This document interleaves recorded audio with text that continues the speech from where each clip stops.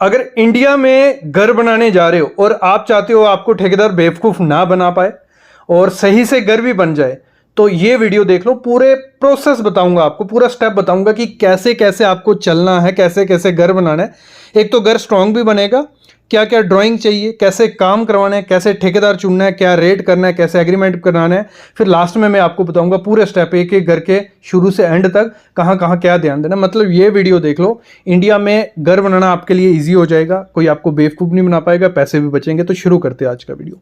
देखो, सबसे पहला काम है, शुरू कहाँ से करना है। देखो, घर बनाना है आपको, पूरा 10-20 लाख आपका पूरे जमा पूंजी लगने वाली है उस पर, तो पूरा स्टेप बाय वाइज चलना। देखो, सबसे पहला काम क्या करना है, रिक्वायरमेंट आपको अपनी देख लेनी है कि सब फैमिली बैठो, दो कमरे चाहिए, किचन चाहिए, जो भी रिक्वायरमेंट है कि जैसा भी घर आपको चाहिए अपने माइंड में आपको पहला वो होना चाहिए। दूसरा काम क्या करना है, कोई अच्छा सा आर्किटेक्ट ढूंढो। आर्किटेक्ट कौन सा ढूंढना है, जिसका एक्सपीरियंस अच्छा हो और जिसने पहले आपने जिसका काम देखा हो, जिसका घर किसी का आपने देखा कि ये उस आर्किटेक्ट ने किया है, ये फलाने नहीं किया, नहीं कि देखे तो एक्सपीरियंस आर्किटेक्ट आपको मिल जाएगा, जिसकी डिग्री भी हो। कुछ एक्सपीरियंस नहीं मैटर करता, डिग्री भी मैटर करती है। तो वो चीज़ देख लेना, उसके पास जाना है, अपना प्लान रेडी करना है। प्लान क्या हो गया, ड्राइंग जो आप देखते हो, जो हमें दिखाता है कि यहाँ हमारा प्लिंथ होगा, ये कमरा आ गया, ये किचन आ गया, वो प्लान आपको रेडी करना है, उसको प्लान बोला जाता है। ठीक है, वो रेडी आपको करना है। उसमें आपको बता देनी है अपनी रिक्वायरमेंट, थोड़ी बहुत आपने पहले क्या करना है, रिक्वायरमेंट बता देनी है। फिर आर्किटेक्ट क्या करेगा, अपने हिसाब से आपका नक्शा बनाएगा। फिर वो 1-2 रिवीजन देता है, आपको बोलता है कि ये पसंद है, नहीं पसंद है, नहीं पसंद हो थोड़ी बहुत चेंजेस करके वो दे देगा। ये आपसे 6 से 7 रुपए पर स्क्वायर फीट के हिसाब से रेट लेते हैं, सिर्फ 2D प्लान का। ठीक है, कितना, 6 से 7 रुपया। इसमें क्या है, जब आप उसको बताओ तो अच्छे से करना है। अगर आपको कोई रेफरेंस प्लान हो, मतलब आपने देखा हो कि मेरे को अपना घर ऐसा बनाना है, तो वो भी दिखाना चाहिए उसको, कि क्योंकि आपको वो चीज़ पसंद आ चुकी होती है, आप वहाँ सर्च कर रहे हो कि मैंने उसको काम दे दिया, मैं उसका काम देखूंगा, फिर आपको पसंद नहीं आता, वो नहीं करना है। और दिखा लो कि कैसा आपको चाहिए, ये चीज़ें हैं। जब आपका प्लान रेडी हो जाता है, नक्शा बन गया, उसके बाद दूसरी ड्राइंग लेनी होती है। उसी से आर्किटेक्ट नहीं बनाता है, स्ट्रक्चरल इंजीनियर उसके पास होते हैं, नहीं तो वो प्लान लेके किसी स्ट्रक्चरल इंजीनियर के पास चले जाओ। वो क्या करता है, स्ट्रक्चरल इंजीनियर करेगा, सरिये की डिटेल देगा, मतलब आपके पिलर में क्या सरिया आएगा, आपकी स्लैब में, आपकी बीम में, वो स्लैब की डिटेल, आप पूरे सरिये की डिटेल देगा। वो भी मस्ट एक्सपीरियंस लेना, नहीं तो कोई भी कुछ भी चिपका देगा। इंजीनियर, आर्किटेक्ट वो काम नहीं करता, वो करता है स्ट्रक्चरल इंजीनियर, उसने अलग से पढ़ाई की होती है स्ट्रक्चर की। तो ये चीज़ आपको करनी है। और फिर ये जब हमारी ड्राइंग बन गई, किसकी, स्टील की भी, प्लान भी, तीसरी ड्राइंग भी मस्त ले लेना आपकी एलिवेशन की। आप 1 स्टोरी का घर बना रहे हो, फ्यूचर में डबल स्टोरी करनी है, तो उस हिसाब से एलिवेशन बना लो अपनी। चाहे 1 स्टोरी है, एलिवेशन क्या, आपका फ्रंट का घर का मुंह कैसा दिखेगा, बैक कैसी दिखेगी, वो 3 ड्राइंग हमें मस्ट चाहिए होती हैं घर को तैयार करने के लिए। ये तीनों ड्राइंग ले लो, ले ली। फिर अगर आपका घर आता है म्युनिसिपल के एरिया में, तो म्युनिसिपल से पास करवा लो। वो कौन करवाएगा, वो आपका इंजीनियर पास करवा के आपको दे देगा। एक्स्ट्रा चार्जेस, जो भी फी वगैरह होगी, वो फी आप उसको दे दो, वो आपको आपका नक्शा पास करवा देगा। पास का मतलब क्या हो गया, वहां पे क्या होता है, रूल्स एंड रेगुलेशन होती है म्युनिसिपल की, कि आप घर बना रहे हो, आपका 1000 स्क्वायर फीट का घर है, घर के चारों तरफ कितनी जगह छोड़नी है, आपकी गैलरी बार कितनी हो सकती है, आपका गार्डन होना चाहिए, आपके गेट कहाँ लगेगा, सब चीजें वो देख के नक्शा आपका जब पास हो गया, फिर ही कंस्ट्रक्शन शुरू करनी है। जब कंस्ट्रक्शन शुरू करनी है, आपका नक्शा रेडी हो गया, फिर ढूंढना है ठेकेदार। ठेकेदार कैसे ढूंढने, कोई भी 3 ठेकेदार का पता करो, अपने एरिया में देख लो किसका काम सही चल रहा है, कोई 3 ठेकेदार चूज करो, उनसे रेट लो। ठीक है, उनसे रेट लो कि ये रहा हमारा नक्शा, ये प्लान रहा, ये हमारी सरिये की डिटेल है, ये दोनों चीज़ें देखो आप हमारे घर बनाने का कितना खर्चा लोगे। तीनों ठेकेदार ने बोल दिया, एक ने बोल दिया 1400, एक ने 1600, 1700, ये विद मटेरियल की बात कर रहा हूँ, मतलब लेबर भी उसकी, मटेरियल भी उसका। तो इंडिया में रेट चल रहा है 1300-1400 से शुरू हो जाता है, फिर जैसी जैसी आपकी रिक्वायरमेंट होगी वैसे वैसे वो रेट बढ़ता जाता है। ठीक है, तो एक ने 1400, 1500, 1600 कहा। फिर आपको देखना है उसका पुराना काम आपको दिख जाता है तो अच्छी बात है, नहीं तो अपनी समझ से आपने देख लेना है कौन सा ठेकेदार अच्छा है, वो ठेकेदार चूज कर लो। ठीक है, इस पे हर चीज पे अलग से वीडियो बनी हुई है कि कैसे चूज करना है, क्या क्या, लेकिन इसमें मैं प्रोसेस बता रहा हूँ। हमने चूज कर लिया कि ये ठेकेदार हमारा बेस्ट है, उसने 1600 रुपये रेट बोला। फिर उसके साथ एक एग्रीमेंट करना है। एग्रीमेंट क्या हो गया, कोई जरूरी नहीं है कि आप लीगल एग्रीमेंट करो कोर्ट जाके, ऐसे भी चल जाता है। तो ऐसे एग्रीमेंट में क्या क्या लिखवाना है, ऐसे एग्रीमेंट में लिखवाना है कि आपकी ड्राइंग आपके पास है, उस पर लिखा होगा कि आपका स्लैब का एरिया बन रहा है 2000 स्क्वायर फीट, तो ठीक है 2000 × 1600 रेट किया था, जितना भी आपका बना, ठीक है, कितना आपका 32 लाख रुपए बन गया। चलो उस पे एग्रीमेंट पे लिखाओ कि हमारा घर बनाने का ये ठेकेदार 32 लाख रुपए लेगा, जिसमें ये लेबर देगा या मटेरियल देगा, फिर लिखो वो ठेकेदार उस 32 लाख रुपए में आपको क्या क्या करके देगा और क्या क्या नहीं करके देगा। ये दोनों चीजें उस पर लिखवानी, क्या करके देगा क्या नहीं। जब उसने लिख दिया ये करके दूंगा, फिर लिख दो कि कौन कौन सा मटेरियल, क्या क्या कंपनी का मटेरियल यूज करेगा, क्या क्या करेगा। मतलब हर चीज अगर एग्रीमेंट पे मेंशन होगी, बेचिंत तो होकर आप काम करवा सकते हो, कोई दिक्कत नहीं है, ना टेंशन लेने की जरूरत है, क्योंकि हमारे एग्रीमेंट पे सारी चीजें लिखी हुई है। तो ये काम करना है कि एग्रीमेंट पे हर चीज लिखवा देना। जब आपने ये काम भी कर दिया, हमारा एग्रीमेंट भी रेडी हो गया, सब कुछ रेडी है, काम शुरू कर देना है। काम कैसे शुरू करना है, पहले वो शुरू करेगा एक्सकेवेशन या जो भी काम शुरू करने वाला है, एक्सकेवेशन का उसने साइट को क्लीन करवाया, जो भी करवाया, ठीक है, एक्सकेवेशन का शुरू हुआ। फिर उसी में आपको क्या करना है, आपकी ड्यूटी क्या हो जाती है, अगर आपने विद मटेरियल काम दिया, आपने डेली एक दिन पहले देख लेना है कि आगे क्या काम होने वाला है। जैसे एक्सकेवेशन हो रही है, खुदाई हो रही है, अगले दिन पीसीसी होगी, मतलब जो नीचे कंक्रीट डलता है। अगर आपको नहीं पता है तो यूट्यूब, गूगल, ये सब चीज़ें आपकी हेल्प करती हैं। मतलब उन पे हज़ारों वीडियोस हैं यूट्यूब पे, गूगल पे सर्च करोगे, चैट जीपीटी से पूछोगे, वो पूरा प्रोसेस बताएगा। आपको अपने घर का प्रोसेस पता होना चाहिए कि आगे आगे कैसे होना है, उस हिसाब से चेक लिस्ट है। आप चेक कर सकते हो कि ठेकेदार जो है वो सही ड्राइंग से काम कर रहा है, सही मटेरियल लगा रहा है। वो आपकी ड्यूटी बनती है चेक करना, काम देने तक ख़त्म मत करना। हम भी ठेकेदार हैं, काम देने तक मत ख़त्म करना होता है। आपकी ड्यूटी है कि आपको देखते रहना, तभी स्ट्रॉन्ग घर बनता है, अच्छा घर बनता है। और एक चीज़ मैं आपको मस्ट कह दूँ, जब आप उससे एग्रीमेंट कर रहे हो, पेमेंट का जरूर ध्यान रखना होता है। पेमेंट ये नहीं है कि पहले 5 लाख दे दिया, आधा काम हो गया, 10 लाख दे दिया, फिर पैसे नहीं बचे।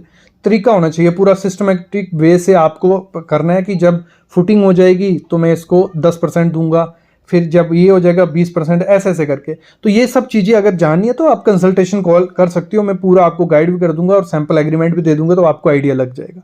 जब ये काम हमारा हो जाता है, फिर हमारा काम शुरू हो जाता है। और काम के दौरान क्या क्या चीज़ें ध्यान देनी है, कि क्या क्या फुटिंग में ध्यान देना है, कैसे कैसे काम बढ़ता है और क्या बेस्ट चीज़ें, तो वो मैं आपको बता देता हूँ। वीडियो लंबी होने वाली है, लेकिन वीडियो देखना ज़रूर, तभी अच्छे से स्ट्रॉन्गर बनेगा। पहला काम है, आपकी कंस्ट्रक्शन स्टार्ट हुई फुटिंग से, हमारी खुदाई वगैरह होना लग पड़ी, हो गई खुदाई शुरू। ड्राइंग के हिसाब से देखना, ड्राइंग में मेंशन क्या किया है, कितनी फुटिंग की साइज होना चाहिए, डेप्थ होना चाहिए। मैं तो बोलूँगा कम से कम 5 बाई 5 की फुटिंग और 6 फुट उसकी डेप्थ होनी चाहिए। ये तो होनी ही होनी चाहिए। बाकी ड्राइंग में जो मेंशन है, ड्राइंग के हिसाब से जो नक्शा आपका होता है बोलते हैं उसमें, क्योंकि हमने जब स्ट्रक्चर की डिटेल बनाई थी उसमें वो लिखा होगा कि कितने बाय कितने की फुटिंग और सरिया क्या देना है। दूसरा काम इसी में क्या करना है, कंक्रीट देख लेना है। कंक्रीट जो माल बनने वाला है, जो फुटिंग में डलेगा कॉलम में, वो क्या ग्रेड लिखा है। M25 से कम ग्रेड अपने घर में यूज मत करो।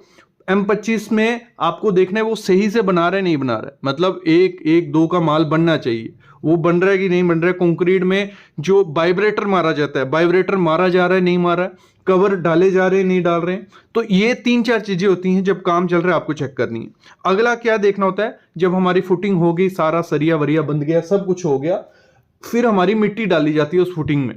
तो मिट्टी डाल देनी है आपको, लेकिन उसमें देखना पत्थर नहीं हो, नहीं तो मैं बोलूंगा मुरुम मिट्टी ले आओ। जो मिट्टी रहती है मुरुम बहुत अच्छी है, उसकी कंपैक्शन अच्छी होती है, अच्छे से बैठ जाती है वो। नहीं तो पत्थर मत डालने देना, अगर छोटे छोटे पत्थर चल जाएगा, बड़े पत्थर मत डालने देना, बाद में दिक्कत करेंगे।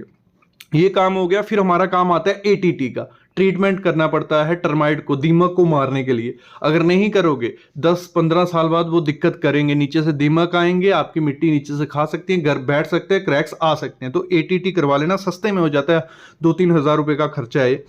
जब ATT हो गया, फिर हमारा प्लिंथ बीम किया जाता है। प्लिंथ बीम रोड से 2-3 फीट ऊपर ही रखने। प्लिंथ बीम जैसा ड्राइंग में कहा है, जैसा सरिया उसमें कहा है, वैसा सरिया डालना है और अच्छे से, क्योंकि प्लिंथ बीम एक ऐसी चीज है, अगर आपकी नीचे फुटिंग फेल हो जाती है, कोई 10 में से एक फुटिंग, तो प्लिंथ बीम उसको नीचे बैठने नहीं देता। अगर आपके घर में जो क्रैक्स आते हैं, प्लिंथ बीम अच्छे से दिया होगा तो आपके घर में क्रैक्स नहीं आएंगे। तो प्लिंथ बीम में ध्यान रखना। जैसे प्लिंथ बीम हमारा खत्म होता है, हमें DPC करनी पड़ती है, डैम प्रूफ कोर्स। ये क्या होता है, आपके घर में जो सीलन रहती है ना 1 से 3 फीट तक, वो सीलन ये डैम प्रूफ कोर्स नहीं आने देता है। तो आपको DPC अच्छे से करवानी है, इस तरीके से करवानी है कि गारंटी लेनी है कि मेरे घर में नीचे से सीलन नहीं आएगी, क्योंकि बहुत इंपॉर्टेंट चीज है। इंडिया के 70 से 80% घर में नीचे से ऊपर तक सीलन है, तो वो कहां DPC अच्छे से होगी। केमिकल मरवाओ या कंक्रीट की लेयर डलवाओ, जो भी है, प्लिंथ के ऊपर DPC करनी है। अगला काम होता है हमारा, जब हो गया, फिर हम चूज करते हैं कि ब्रिक वर्क करें पहले ठीक है, साथ साथ में ब्रिक वर्क करते जाएं, पिलर खड़े करते जाएं, जहां पिलर खड़े करते ब्रिक, दोनों में से दोनों बेस्ट है, कोई भी आप दोनों में से चूज करो, आप कोई दिक्कत नहीं है। बस ध्यान रखना जब उनको कर रहे हैं सही से कर रहे हैं। अगर हम ब्रिक वर्क कर रहे हैं, कॉलम कास्ट कर रहे हैं, तो उसमें तराई बहुत इंपॉर्टेंट है, तराई अच्छे से करवाना, नहीं तो दिक्कत आने वाली है। तराई हो गई, फिर हमारा क्या होता है, जैसे हम 3 फीट पे पहुंचेंगे ना, हमारी विंडो खिड़कियां लगना शुरू हो जाती है 3 फीट पे। 3 फीट पे मैं बोलता हूं घर में अगर विंडो और खिड़कियां लगानी है, जितना बड़ा साइज रखोगे उतना ज्यादा वो ट्रेंडी इस समय चल रहा है। तो बड़ा साइज रखना है, भले डोर का भले विंडो का, बड़े बड़े साइज रखने, तो आपका घर बड़ा भी हो, लग्जरियस दिखेगा। जब आप ये कर रहे हो 3 फीट पे पूरे घर में कंक्रीट बैंड देना है, कंक्रीट की एक लेयर डाली जाती है, पूरे घर में वो डालनी है। वो क्या काम करेगी, आपका घर अगर नीचे मिट्टी बैठती है तो आपके घर में पूरे घर में क्रैक्स नहीं आएंगे, सीलन ऊपर नहीं जाएगी, बहुत काम करता है वो कंक्रीट बैंड, वो देना ही देना है। जब वो दे रहे हो उसके बाद हम पहुंचते हैं ब्रिक वर्क करते करते 7 फीट पे। जैसे 7 फीट पे पहुंचे तो हमें घर में देना है लिंटल। लिंटल एक बीम है, प्लिंथ की तरह ही ऊपर दिया जाता है, जो आपके घर को और सेफ करता है, घर को पकड़ के रखता है, क्रैक्स नहीं आने देता है, बहुत काम करता है ये लिंटल, ये भी आपको देना है। जब हमने लिंटल दे दिया, ऊपर हम पहुंच गए, फिर हमारा क्या होगा, स्लैब की शटरिंग होगी, उसमें प्रॉपर शटरिंग करवाना, स्लोप रखवाना। जब कंक्रीट डालोगे 6 इंच की स्लैब आपको डालनी है, जो ड्राइंग में सरिया मेंशन है वो सरिया आपको डालना है, कवर डालने हैं, वाइब्रेटर करना है, अच्छा कंक्रीट बना के डालना है, इतना ही करना है। कंक्रीट हमारा हो गया, स्लैब का कंक्रीट हो गया। फिर हमारा प्लास्टर का काम शुरू होता है। जब प्लास्टर करवाना है आपको, प्लास्टर में 2 चीजें ध्यान रखनी है। एक तो रेशो, आपने रेशो 1:5 या 1:6 करनी है, जिसमें आपका अच्छा प्लास्टर हो जाएगा। जब प्लास्टर कर दिया 10 दिन उसकी तराई करना, नहीं तो क्रैक आएंगे ही आएंगे। और सीमेंट जो यूज करोगे कोई भी कंपनी का यूज कर लो, 3 महीने ज्यादा पुराना नहीं होना चाहिए। प्लास्टर हमारा हो गया। फिर हमारा काम किसका आता है, हम लोग टाइल लगवा सकते हैं। तो टाइल लगवानी है जब भी, तो इस समय 2025 में ट्रेंडी घर चाहिए, बड़े साइज का टाइल रखो, 2x4 से बड़ा ही रखना है, जितना बड़ा साइज रख सकते हो रखो, बजट पे भी होता है तो बड़ा साइज रखोगे अच्छा है। और सेम कलर पूरे घर में रखो। मैं बोलता हूं व्हाइट कलर इस समय ट्रेंडिंग है, ब्राइट में जो ग्रे या गोल्डन रेशे हैं, व्हाइट टाइल लगाओ, बहुत प्यारी लगेगी। हर एक थीम के साथ वो चली जाती है, जहां ग्रे कलर की टाइल, बाकी डिपेंड भी होता है, अगर इंटीरियर डिजाइन करवा रहे हो तो वो मेंशन कर देगा। टाइल लग गई, उसके बाद हम नीचे मैट बिछा लेना, आपकी टाइल खराब नहीं हो। फिर हम पुट्टी करवाते हैं। पुट्टी में 2 कोट आपको करवाओ। पुट्टी के बाद आपको करवाना होता है वॉल पैनलिंग और पेंट।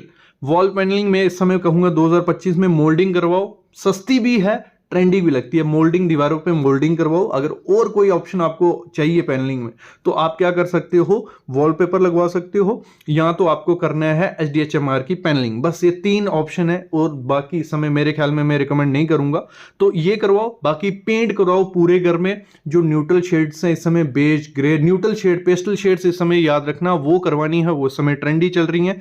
हमारा जब ये काम हो जाता है पेंट, और फिर हमारा इसी में फॉल सीलिंग का काम भी चल रहा होता है। तो फॉल सीलिंग आपको सिंपल, सोबर, थोड़े कर्व्स रखने हैं, और जितनी सिंपल रख सकते हो, हैवी डिजाइन मत करना, सिंपल ट्रेंडिंग है वो करवाइए। जहां तो प्रोफाइल लाइट लगवा सकते हो, और साथ ही साथ 3 लेयर लाइटिंग करनी है। फॉल सीलिंग में हमारी लाइट लग रही है, फिर दीवारों पे लाइट लगवानी है, जो आप लैंप्स लगा सकते हो, और नीचे स्टैंडिंग लैंप्स रखने हैं, तो वो आपके घर को, इंटीरियर को ट्रेंडी लुक दे देंगे अपने आप। तो ये 3 लेयर लाइटिंग करनी है। उसके बाद हम डोर चूज करते हैं।